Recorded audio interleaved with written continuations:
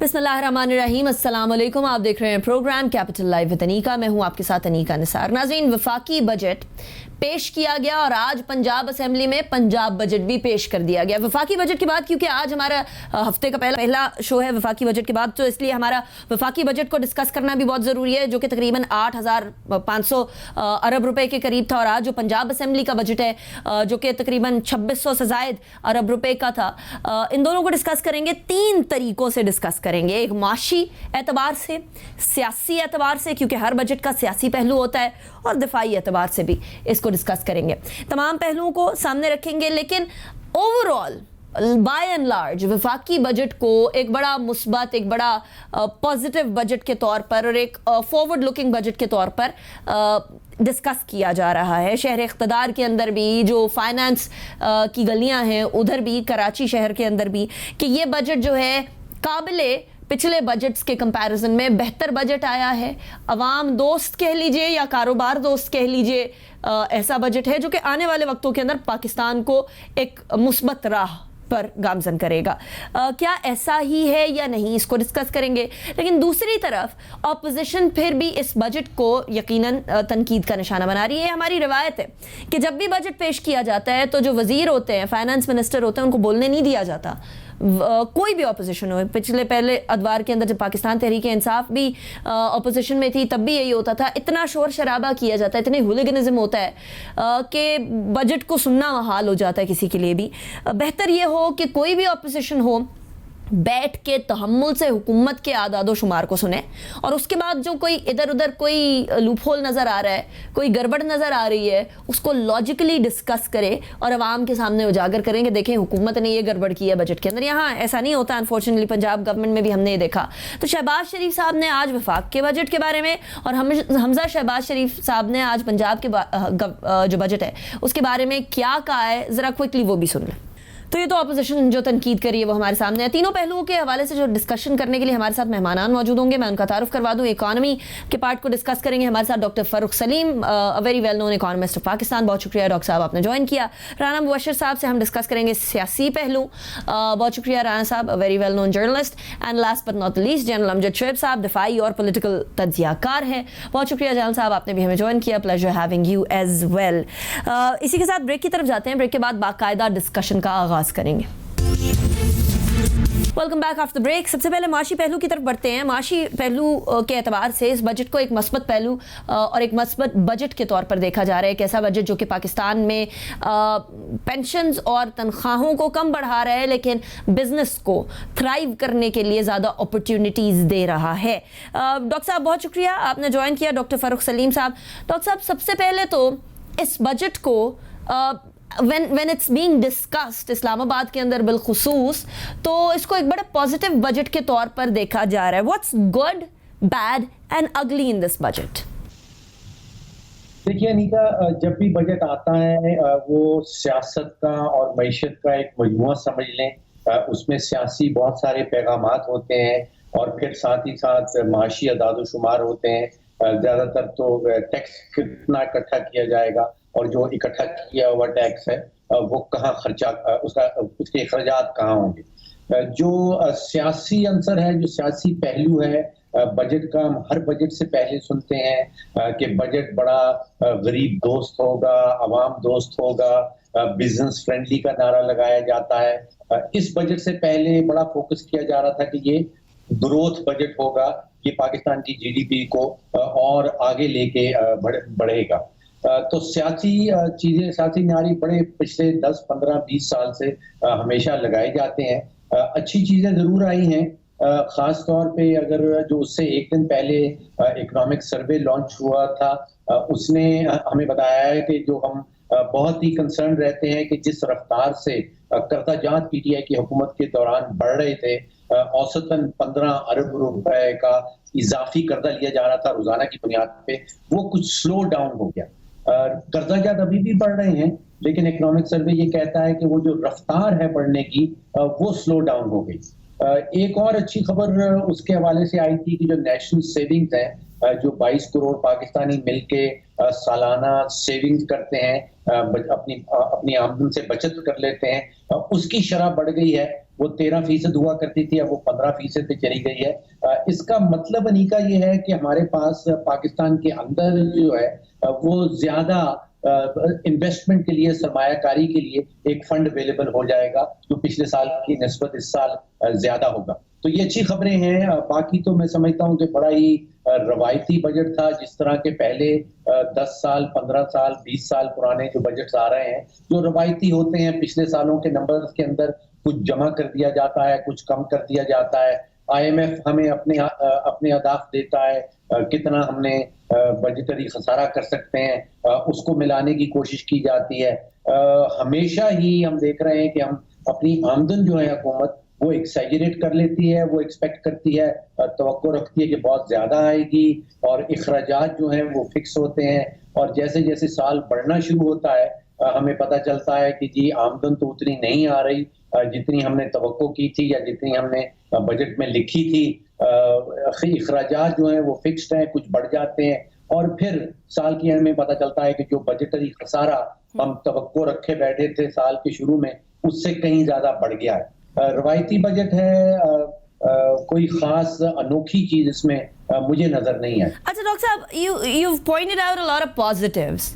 अब कोई missing links भी तो होंगे ना इस बजट के अंदर जो आपको नजर आ रहे होंगे। आपको ऐसी कोई चीज नजर आ रही है जिसके बारे में बहुत ज्यादा एक्सप्लेनेशन अभी सामने नहीं आई, ये शायद बहुत पॉजिटिव चीज नहीं है वो इस बजट में विद द फेडरल गवर्नमेंट? देखिए अनिका, एक मिसिंग लिंक न सिर्फ इस बजट में बल्कि पहले जितने बजट्स आ रहे हैं पिछले 8-10 सालों से, आप सोचिए कि ये हुकूमती बजट है, हुकूमत ने अपनी अदाद-ओ-शुमार आपको दे दिए हैं। अब जो लास्ट सेंसस हुआ है वो ये कहता है कि पाकिस्तान में तकरीबन 3 करोड़ और 20 लाख खानदान बसते हैं। अब आप जरा सोचिए कि पिछले 3-4 दिनों से जो अदाद-ओ-शुमार हमारे ऊपर फेंके जा रहे हैं, टनों के हिसाब से फेंके जा रहे हैं, उसका एक आम घरेलू बजट जो है उससे क्या ताल्लुक बनता है। देखिए घरेलू बजट जो है, अब 80% पाकिस्तानी जो है वो 80% अपनी आमदन जो है वो खुराक पे खर्चते हैं। अब इस बजट का आटे की कीमत के ऊपर क्या असर होगा, इस बजट का चीनी की कीमत के ऊपर क्या असर होगा, इस बजट का बिजली के बिलों के ऊपर क्या असर होगा।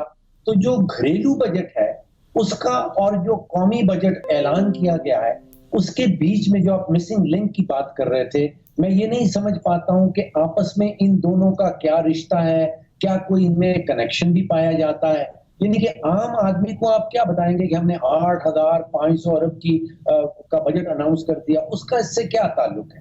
उसका ताल्लुक है आटे की कीमत से, चीनी की कीमत से, बिजली के बिलों की कीमत, बिजली की बिल कितने आएंगे, बच्चों की फीस कैसे अदा होगी, गैस की कीमत क्या होगी। इन दोनों का आपस में वो मिसिंग लिंक, बहुत बड़ा मिसिंग लिंक है और गैप। राइट। अच्छा डॉक्टर साहब, 3 पहलू हमारे बजट के हमेशा बहुत इंपॉर्टेंट होते हैं, डिस्कस भी किए जाते हैं कि जी दिफाई बजट, एजुकेशन का बजट एंड हेल्थ सेक्टर। ये तीनों बजट के अंदर अक्सर औकात दिफाई बजट को बड़ा नेगेटिव लाइट के अंदर डिस्कस किया जा रहा होता है और ये कहा जाता है कि एजुकेशन एंड हेल्थ बजट नाकाफी है। नाउ हायर एजुकेशन के लिए 60 अरब रुपए के करीब रखा है पाकिस्तान तहरीक इंसाफ ने, एंड पंजाब का जो अभी बजट सामने आया उसके अंदर 7 अरब रुपए तो सिर्फ स्कूलों की मुरम्मत और रेनोवेशन के लिए रखा गया। कंसिडरिंग ऑल दिस एंड जो जिस तरह से खान साहब एजुकेशन के बारे में बात करते हैं, आपको लगता है कि पाकिस्तान तहरीक इंसाफ या पाकिस्तान एजुकेशन के मामले पे सही सिमत में आ गया है? देखिए अनिका, एक चीज तो क्लियर कर लें कि जो दिफाई बजट है वो विफाकी हुकूमत देती है, वो विफाक के बजट से निकलता है, और 18वीं अमेंडमेंट के बाद वो जो हेल्थ और एजुकेशन, तालीम और सेहत के हवाले से बजट जो है वो सूबाई हुकूमतों की जिम्मेदारी है, तो हम कंपेयर नहीं कर सकते डायरेक्टली।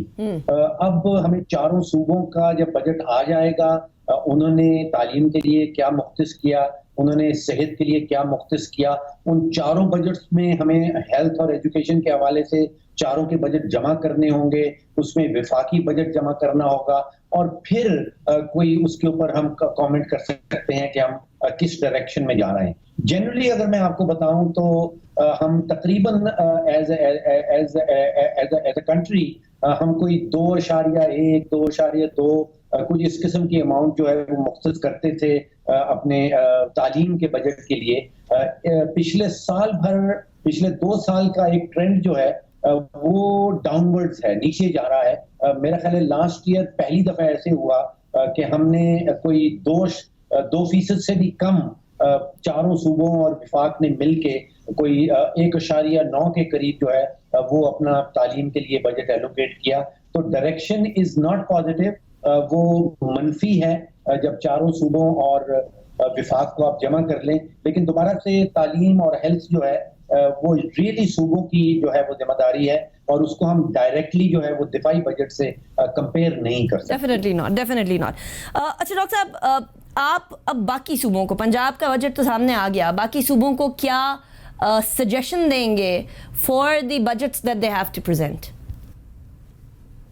देखिए, हमारे यहाँ एक तो दोबारा से वो 18वीं अमेंडमेंट के नतीजे में बहुत बड़ी अमाउंट जो है वो विफाक अपने बजट से निकाल के सूबों में बांट देती है।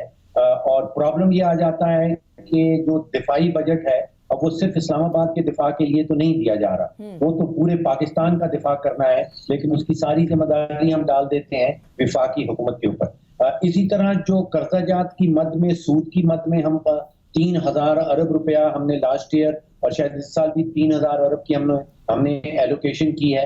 वो जो कर्जाजात लिए गए थे जिनके ऊपर ये सूद दिया जा रहा है वो सिर्फ इस्लामाबाद के ऊपर नहीं खर्च हुए, वो सिर्फ इस्लामाबाद में नहीं लिए थे, वो पूरे पाकिस्तान के ऊपर खर्च हुए, लेकिन उसकी जिम्मेदारी सारी हम विफाकी हुकूमत पर डाल देते हैं। तो ये मुझे लगता है कि दो बहुत बड़ी कमजोरियां हैं जो हमारा नेशनल फाइनेंस कमीशन और नेशनल फाइनेंस अवार्ड कहलाता है, उसके हवाले से इन दो कमजोरियों को दूर करने की जरूरत है। जो रिकमेंडेशन सजेशंस हैं सूबों के लिए, सूबे अपने ओन पे कोई आमदन इकट्ठी करने पे, कोई खातिर खा आमदन इकट्ठी करने में बिल्कुल नाकामयाब रहे हैं और चारों सूबे जो है वो नाकामयाब रहे हैं। जिस तरह एग्रीकल्चर इनकम जो है, जो आप ज़राअत के शोबे से इनकम आती है, वो कंप्लीटली प्रोविंशियल ज्यूरिसडिक्शन है। वो सूबों की जिम्मेदारी बनती है कि उसके ऊपर टैक्स लगाया जाए और टैक्स वसूल किया जाए, तो वो बिल्कुल भी वसूल नहीं होता। अब आप अंदाजा कीजिए कि हमारा जो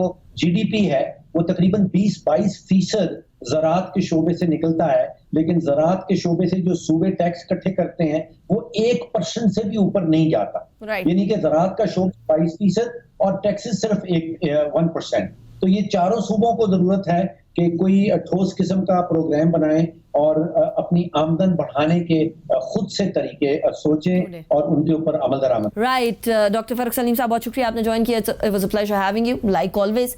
अभी ब्रेक की तरफ जाएंगे, ब्रेक के बाद बात करेंगे जरा सियासी पहलू की भी। डिस्ट्रिक्ट डेवलपमेंट फंड रखा गया आज पंजाब के बजट के अंदर, कुछ होने भी वाला है या नहीं होने वाला, एक ब्रेक के बाद।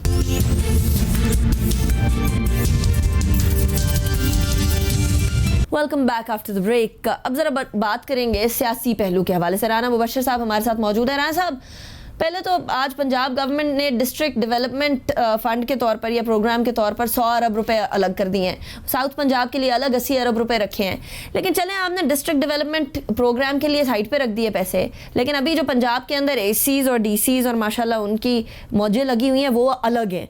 तो पहले तो ये बता दें कि लोकल बॉडी सिस्टम या डिस्ट्रिक्ट डेवलपमेंट सिस्टम जिसके बारे में खान साहब इतने उसके वकील थे, वो कब आ रहा है पंजाब में वापस? ये पंजाब गवर्नमेंट तो सुप्रीम कोर्ट के फैसलों के बावजूद भी इस चीज को डिले किए हुए। अच्छा, लोकल गवर्नमेंट का जो है ना, वो मैं आपको बता दूं कि इट्स ऑन द कार्ड्स और अभी कुछ ही दिनों में शायद, मतलब अभी ये सारी चीजें मैच्योर हो चुकी हैं, इसकी अनाउंसमेंट हो सकता है कुछ ही दिनों में हो जाए। अच्छा, सेकेंडली एक और चीज आपको बताऊं, एक बड़ा अपना एक्सपीरियंस आपके साथ शेयर करता हूं। रात को, मतलब पिछली रात को, day before yesterday you can say that, लेकिन वहां पे कुछ लोग बैठे हुए थे, किसी के घर पे डिनर था, तो वहां पे अपोजिशन के बड़े कोई सियासतदान बैठे हुए थे, बड़े मजे हुए सियासतदान, बड़े पुराने सियासतदान, उनमें से कुछ वजीर आजम भी थे, रह चुके हैं, ठीक है। तो मैंने उनसे एक चीज पूछा, मैंने कहा जी बजट में तो आप लोगों ने कहा था कि इमरान खान बजट लेके आएगा, पीटीआई बजट लेके आएगी, तो इसके अंदर हम जनाब इसको पास नहीं होने देंगे, इसको हिलने नहीं देंगे और जनाब एक केओस हो जाएगा, एक क्राइसिस हो जाएगा। मैंने कहा आप लोगों के ब्रेनस्टॉर्मिंग सेशंस चल रहे हैं, ठीक है, सो मुझे जरा बताएं सही को इसमें से, मैं तो बजट मुझे बनाना आता नहीं है, मेरा अपना बजट नहीं बनता, खैर, लेकिन द पॉइंट इज के अगर कोई बजट इसमें खराबी है तो मुझे पॉइंट आउट करें, मैं एजुकेट होना चाहता हूं आप लोगों से। आप वजीर आजम रह चुके हैं, तो उन्होंने यकीन माने, मैं किसी की तारीफ नहीं करना चाह रहा, लेकिन मुझे अभी भी नहीं पता कि बजट के, क्योंकि इकोनॉमी मेरी अपनी खराब रहती है, आपको तो पता ही है। लेकिन द पॉइंट इज के यकीन माने उन्होंने कहा जनाब के साढ़े कुल कोई चीज ऐसी नहीं कि ऐसी हुकूमत को क्रिटिसाइज कर सकिए डिस्पाइट आर ब्रेनस्टॉर्मिंग सेशंस, और सेशन पे सेशन हो रहे हैं कि जनाब हम हुकूमत को किसी तरीके से क्रिटिसाइज करें, एटलीस्ट बजट पे कर दें, बजट के अंदर से कुछ चीजों को कर दें। मैंने कहा अच्छा चले कोई राय दे दें, कोई सजेशन दे दें। तो दे सेड कि जी सजेशंस हाँ हमारे पास जरूर होंगी, लेकिन हम उनको प्ले अप करने की कोशिश करेंगे। So this is the situation. अब देखें, मुझे नहीं पता, महंगाई है, महंगाई इतनी ज्यादा है कि आप उसको कंट्रोल नहीं कर सक रही हुकूमत इस वक्त। बट द पॉइंट इज कि बजट जो पेश किया है इन्होंने हुकूमत ने, उस पे जो मैं ऑपोजिशन के हॉर्सेस माउथ से आपके साथ चीजें शेयर कर रहा हूं, I am not going to name anybody, क्योंकि कल मुझे उन्होंने किसी ने खाने पे बुलाना ही नहीं है फिर। लेकिन द पॉइंट इज कि ये सिचुएशन है। अच्छा राणा साहब, मुझे एक और बात बताएं ना, चले ये तारीफें तो चल रही हैं ऑपोजिशन की तरफ से, सब कुछ ठीक है, लेकिन जो पाकिस्तान तहरीक इंसाफ के अपने असद उमर साहब थे, उनको तो 8 महीने में फारिग कर दिया था। अब ये जो बाहर से लोग आए थे, हफीज शेख साहब, उन्होंने मैक्रो इकोनॉमिक पॉलिसीज बड़ी सीधी की। अब शौकत तरीन साहब ने आके बहुत सारे मामलात को सीधा किया, जिनके बारे में किसी ज़माने में पाकिस्तान तहरीक इंसाफ के अपने लोग बड़ी क्रिटिसिज्म किया करते थे। ये क्या सिचुएशन चल रही है? पाकिस्तान तहरीक इंसाफ के अपने स्टॉलवर्ट जो है वो किसी तरीके से हैंडल नहीं कर सके, और बाहर के लोग इतनी अच्छी इकोनॉमी चला रहे हैं, पाकिस्तान तहरीक इंसाफ के लिए बजट इतने अच्छे बना रहे हैं। अच्छा, ये बिल्कुल बड़ी अच्छी पॉइंट है आपका। आप सही कह रही हैं। जो थ्रेट है ना हुकूमत को इस वक्त, जो थ्रेट हुकूमत इस वक्त फेस कर सकती है आइंदा आने वाले दिनों में, अभी जो उसकी रॉकी सिचुएशन कभी कभार आपको नजर आती है, हमें नजर आती है, वो सिर्फ और सिर्फ जो इश्यूज है वो विद इन पीटीआई जो इश्यूज है वो है। ऑपोजिशन उनको कोई इश्यूज क्रिएट करके दे नहीं सक रही, ऑपोजिशन उनको कोई हार्ड टाइम टफ टाइम दे नहीं सक रही। बट द पॉइंट इज कि उनके अंदर के जो इश्यूज हैं, उनके अंदर जो ग्रुप के अंदर ग्रुप बने हुए हैं ना, जो वो इश्यूज है पीटीआई के, उनको एड्रेस नहीं किया जा सक रहा किसी वजह से। आई डोंट नो वो जो भी ग्रुप्स हैं क्या उनके इंटरेस्ट हैं, लेकिन देन अगेन आपकी बात ठीक है। Coming back to this minister साहब, फाइनेंस मिनिस्टर साहब की बात कर रहे हैं, तरीन साहब की। तरीन साहब को मैं बहुत पुराना जानता हूँ, लेकिन तरीन साहब को बिल्कुल साइडलाइन हुए थे, तरीन साहब को बिल्कुल कोई पूछता नहीं था। लेकिन मुझे एक चीज पता थी कि तरीन साहब के अंदर ना जो IQ लेवल है या जो एक्सपर्टीज है उनकी in this particular field, finance की फील्ड में, तरीन साहब की जो है, आई वुड से कि he has got hands on experience on that, वो इतना अच्छा है कि अगर उनको प्लेइंग फील्ड मिल जाए तो वो खेल सकते हैं। आई पर्सनली थिंक कि अभी 2-2.5 हफ्ते पहले तरीन साहब के लिए बहुत टफ टाइम था, और बहुत मुश्किलात क्रिएट की गई उनके लिए, और सो मच सो कि मुझे तो लगता ही ये था कि तरीन साहब छोड़ के चले जाएंगे। लेकिन तरीन साहब को जो आखिरी वक्त में, बजट पेश होने से आखिरी वक्त में, जो उनको उनकी बात समझने की या समझाना चाहते थे, वो जो उन्होंने समझाई, तो आई वुड से कि तरीन साहब इससे बेहतर चीज कोई पेश नहीं कर सकते थे। अच्छा, आपने अब एक इशारा कर ही दिया राणा साहब, तो जरा ये भी बता दें कि कौन मसले क्रिएट कर रहा था तरीन साहब के लिए, शौकत तरीन साहब के लिए? देखिए, मैं आपको बताऊं, मैंने जैसे आपसे पहले जिक्र किया ना कि ऑपोजिशन हुकूमत को टफ टाइम नहीं दे सकी, डिस्पाइट ऑल द एफर्ट्स जो उन्होंने पंप इन किए, चाहे कोई भी हो। लेकिन हुकूमत के अंदर बैठे हुए लोग, हुकूमत के लोग जो है वही प्रॉब्लम क्रिएट करते थे। पाकिस्तान तहरीक इंसाफ के पुराने लोग थे जो शौकत तरीन साहब के लिए मसला क्रिएट कर रहे थे। क्या मस्ती करना चाह रही हैं आप, मेरे साथ शरारत करना चाह रही हैं? मैं नाम किसी का नहीं लूंगा। असद साहब का नाम नहीं लेंगे आप? नहीं, मैं किसी का नाम नहीं लूंगा। लेकिन द पॉइंट इज कि तरीन साहब हैज प्लेड वेरी वेल, ठीक है। तरीन साहब ने बहुत अच्छा खेला। जो अंदर उनके खिलाफ साजिश चली, बहुत जोरों शोर से चली तरीन साहब के खिलाफ साजिश, उसको भी काउंटर किया तरीन साहब ने। उसके अलावा जनाब जिस तरीके से उन्होंने बजट पेश किया है, वो इतना अच्छा पेश कर गए कि मेरे ख्याल में जो कई ऐसे लोग तैयारियां करके बैठे हुए थे कि जनाब फाइनेंस मिनिस्टर बजट पेश करेगा तो हम उसकी जनाब तहस नहस कर देंगे उसको, लेकिन तरीन साहब ने जो काम कर दिया, जिस तरीके से बजट पेश कर दिया, उससे बेहतर और कुछ नहीं हो सकता। राइट, रान साहब, thank you so much for joining me in the show. इसके बाद हम बात करेंगे दिफाई बजट, जो कि हर बार पाकिस्तान का तनकीद का निशाना बनता है, इस हवाले से, लेकिन एक ब्रेक के बाद। कम बैक आफ्टर ब्रेक पे जाने से पहले हम बात कर रहे थे माशी और सियासी पहलू जो बजट का होता है। तीसरा पहलू है दिफाई पहलू। अब पाकिस्तान के अंदर एक और पाकिस्तान की दिफाई इदारों, पाकिस्तान की अफवाज के बारे में एक बहुत इंप्रेशन गढ़ा गया कि जी 70 से 80%, कोई कहता है 60%, कोई कहता है आधा बजट पाकिस्तान का बेसिकली हमारी अफवाज ले जाती हैं।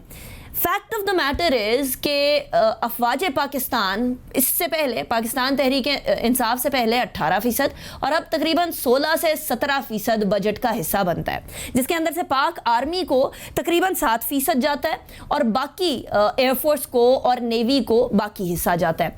यहाँ इस साल बजट 2021 और 2020 के अंदर total budget, defence budget allocation 1370 billion rupees रही है और पाकिस्तान का ओवरऑल बजट रहा है 8487 बिलियन रुपीस।